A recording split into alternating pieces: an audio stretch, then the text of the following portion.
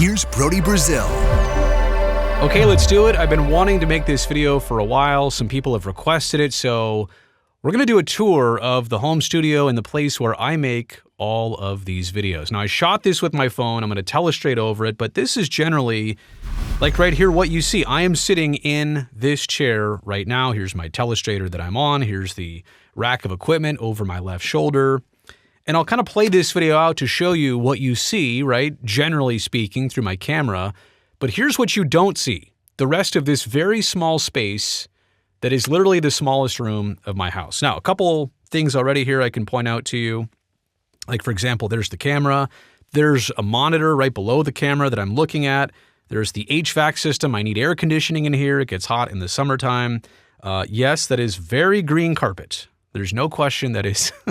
It's there for a couple reasons, not because of the color, but because it's like shag carpet. It absorbs sound. Like, this whole room is very acoustically treated. See all these panels right here?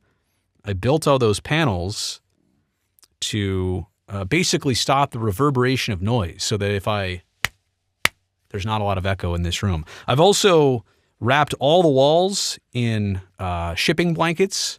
So there's no wind. I mean, there are windows here in this room, but I've blacked them out so that the only light you see is the actual television lights, which I've gone ahead and put up. So we'll zoom in here closer to the camera and the screen. This is a Canon 6D Mark II, and it's all hooked up through HDMIs on the other side. It goes down the tripod. And then here's a monitor right here, and that monitor is being fed by my switcher, which I'll show you in just a second. So it's a multi-view right now, so it's showing me a bunch of different things. I can customize anything I want on this screen, and it helps me out because, like, right now, I'm looking at it. I'm also looking at the screen here on my telestrator, so I can see everything I'm drawing on, but that always helps me to look at the screen or look at the camera and look right down below it and understand what I'm showing on the screen. So that certainly helps. You see it shows, look at the camera view of me not sitting there in that moment right then. Yeah, back to the floor, and I do want to point out here that there's a bunch of cables that run here and here over to all my monitors, which I'm about to show you. This is kind of a tangled mess over here. Now, it's organized, and it's good to a certain degree, but I realize there are some professionals out there who say that you should never have a cluster of cables like I do, and it's evolved over time. I know what's back there. I know where things go, but I could certainly clean it up. I also want to point out here, and you can barely see it right there, that's a foot pedal. That is part of the Elgato Stream Deck ecosystem. Watch this. So I can, with my foot, there's 3 buttons on it. If I hit the left button, oh, how about that? It changes the camera shot. I've programmed it to do that. Now to go back to this, I actually have to push a different button, and I'll put the telestrator back on. Okay, but it just goes to show you that I can control a lot of things from this stream with that foot pedal right there. Again, I've tried to make it so that when I walk in this room, and it's narrow, that I don't step on any cables, anything like that. I try and clean this up to be a pro-level studio. I mentioned the air conditioning's right there. This is an air purifier because I don't like it to be dusty. I don't like allergies. I don't like any of that stuff. I have a heater over here, which I rarely ever use, and I certainly don't use all these 3 things at the same time. But it is nice to have this room usable year-round, so it's never too cold, it's never too hot. I really never have the too cold problem, but in the summertime, it does get warm here in the home studio. So that cools things down.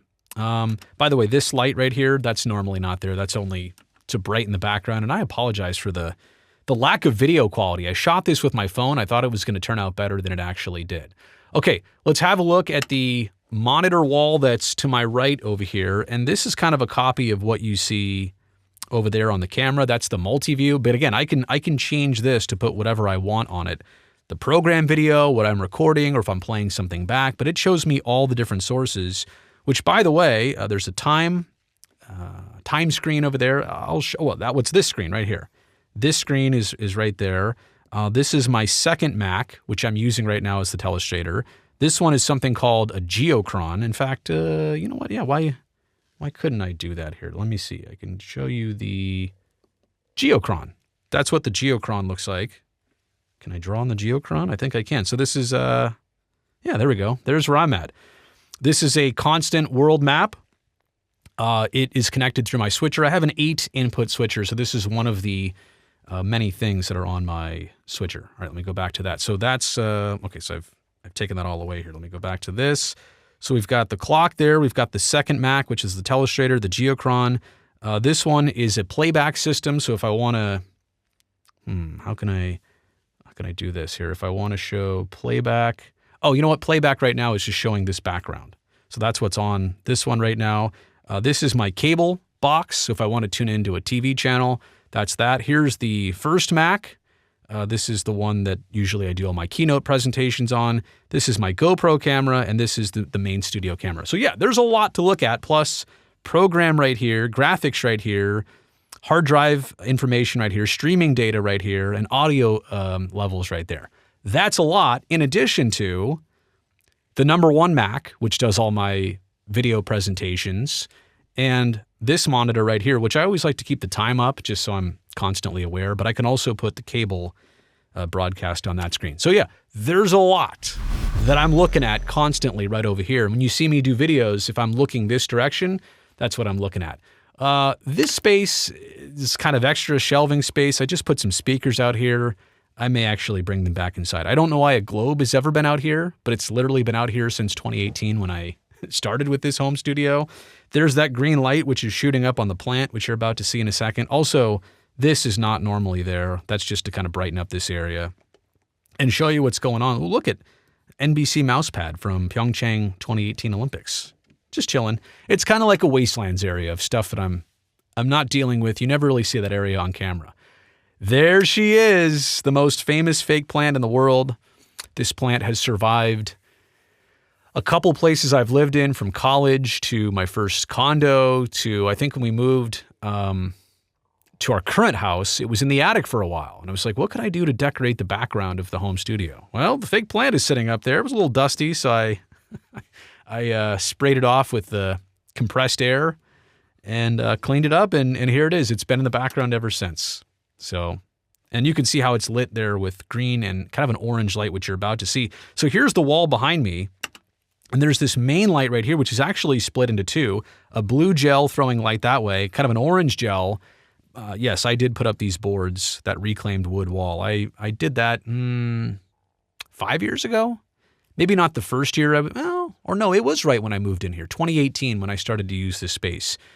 Got them at Home Depot, cut them up, measured them out, put them on the wall. This thing is literally just like a photo backdrop. I got that on Amazon so long ago, but it just kind of fit that rugged texture. If you see when I turn the lights off, it looks like a totally different color. By the way, I have this setup here where, watch this. Maybe I should put this on here. I can push one button with this remote, and in this case, it's button number 2. Watch what'll happen behind me. That's what it looks like when those LEDs are off. There's LEDs above and below. Let me see if I can go back to this. Yeah, so you're seeing them. You're kind of seeing them. There's a strip of them there and a strip of them there. There's also a strip at the very top, like above me here. And watch when I turn it on now. They're going to flash and start up with brighter lights than normal, but then they'll settle into their normal pattern. There you go. Really bright. There you go. And so, by the way, this remote, there's one for the switcher, there's one for the LED lights, there's one for the main camera lights, and whoa, and there's one more. Let's ruin the mic. I'll talk about the mic in a second too. One more for a small fan, which just kind of keeps air blowing in here, that I use sometimes. So there you go. A lot going on there. Let me clear that. All right, we'll keep going with the video. So there's the uplighting here. Then there's this light, which shines some orange kind of on the fake tree behind me. So that's all literally sitting right behind me. Then we move on over here to this stack of audio equipment. There's a hair light, like that light right there is putting this kind of like little, see this glow on the headset and my hair? That's one of 2 hair lights that are up there. I also have this picture frame, which I'm still looking to do something with. I feel like that's underutilized. Like I should do something else there. That hasn't changed. This hasn't changed since, I think, 2019. So I'm trying to do something else with it.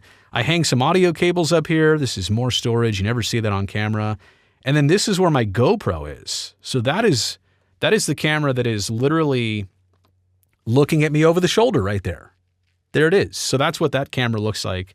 There it is when I can telestrate it for you. So that's that.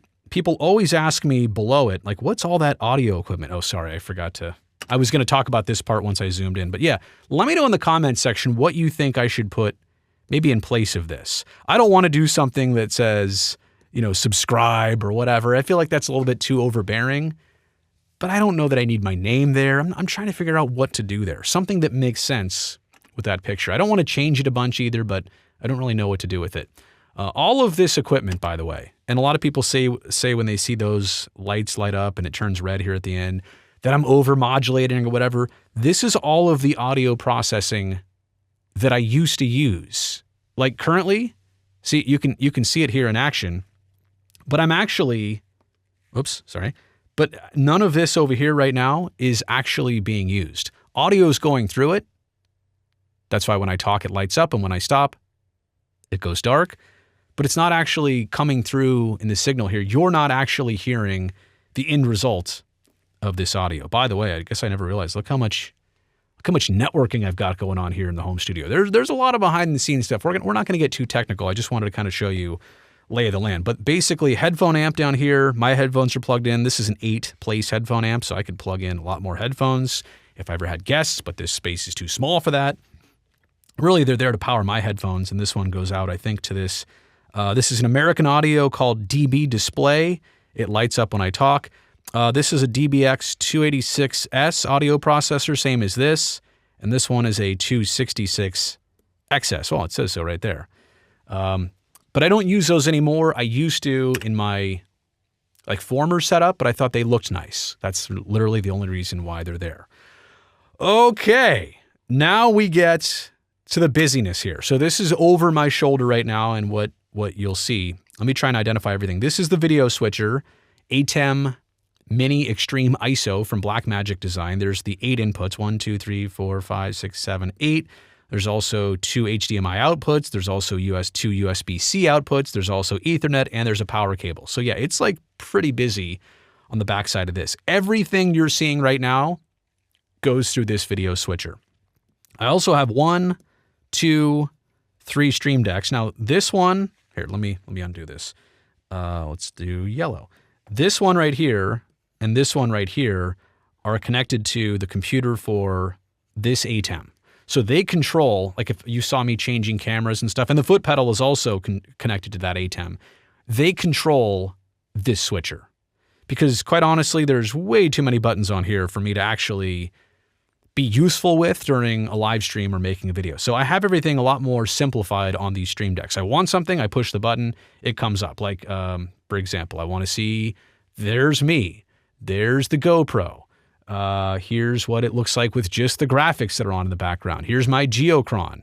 Here is the time display that you saw on there. Here's just the Telestrator, if you really wanted to see that. So I can go back and forth between all of these sources. I can also do kind of a multiple source type thing. All this through the Blackmagic switcher. Okay, over here, I'll do this in blue. This is my Universal Audio Apollo Twin X, which is connected to a number of different things, including my computer. But this is a Neumann U87AI. Oh, no, U7. U87AI. This microphone is kind of a bucket list type purchase. It's something that I plan and hope to use for many, many decades. It's a top quality recording device. Your favorite musician might have recorded their last album on this microphone. It is very, very high end. It's overkill for what I do, but considering how much content I make and what I want it to look and sound like, this was the microphone for me. And this is the device right here. So this mic goes in the back here. It gets all processed in real time on that Universal Audio Apollo Twin X. There's a compressor, there's equalization, there's a little bit of limiting going on. So a lot going on with that software. I could show it to you now, but maybe we'll do that for another video. And then that audio goes in here.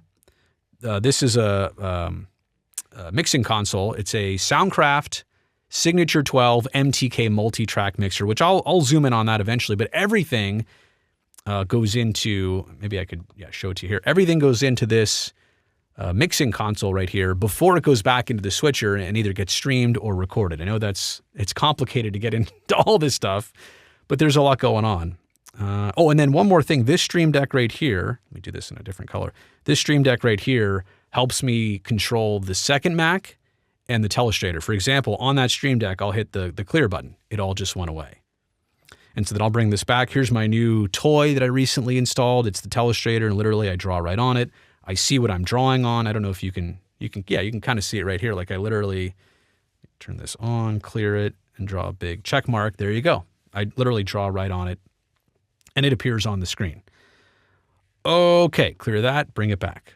So I think that's pretty much it. I guess my mouse is right there. Oh, my keyboard, you know what? I think eventually, and I apologize because I think, it brightened up. I should have waited until it brightened up. My keyboard, I had to build a device because I ran out of desk space. How did I put my keyboard underneath the Telestrator?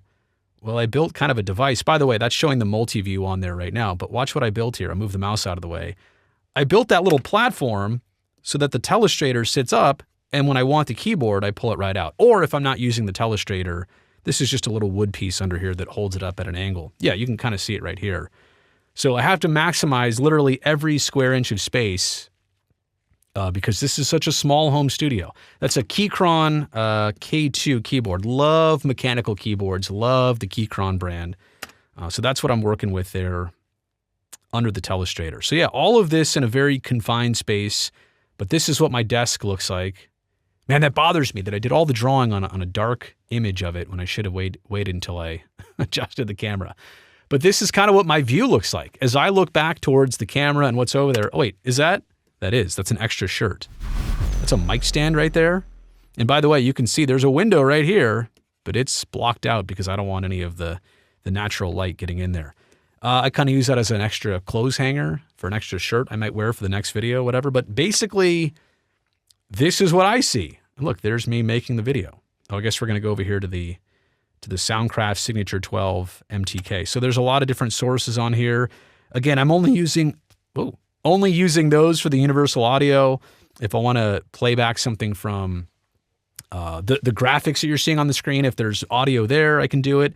If I want to turn up the cable television, it's on the multipath pot. And then there's also my second Mac hooked up to this soundboard right here. So there's a lot to this. I definitely need it, especially when I do live broadcasting and I hook up this studio to like NBC Sports, for example. I need to create what's called a mix minus. This hardware can all get that done. So great console, takes up a lot of space, but I definitely need to have it here. All right, that might be it. I guess I want to show you what I'm looking at over here. Oh yeah, look at this. Look at this cheesy guy. You got to be kidding me. That's me over there making this video a little bit earlier. And I was doing the ranking the City Connect jerseys. So you can see, I literally put that right on the screen, and then I can view that, and then it pops up here on the main screen as I actually make the video. So there you go, little tour of the home studio. Maybe I should have started on this camera too, but I just wanted to give everybody a little behind the scenes of what it's like in this space. It's way smaller than you would expect. You really only see, this 95% of the time, 99% of the time probably. So I wanted to just show you a little bit more and show you what goes on here in the home studio. It's a project. It's an evolution. It started way smaller than this 5-6 years ago, but I'm really glad for what it became. And yeah, I kind of handpicked everything in this studio as things that I wanted to use, tools I wanted to use to bring you the best content possible. So thank you for being here.